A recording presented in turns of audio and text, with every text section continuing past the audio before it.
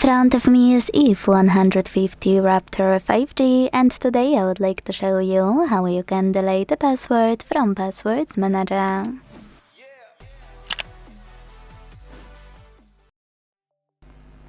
Begin by opening Settings and scrolling all the way down to hit Passwords and Accounts.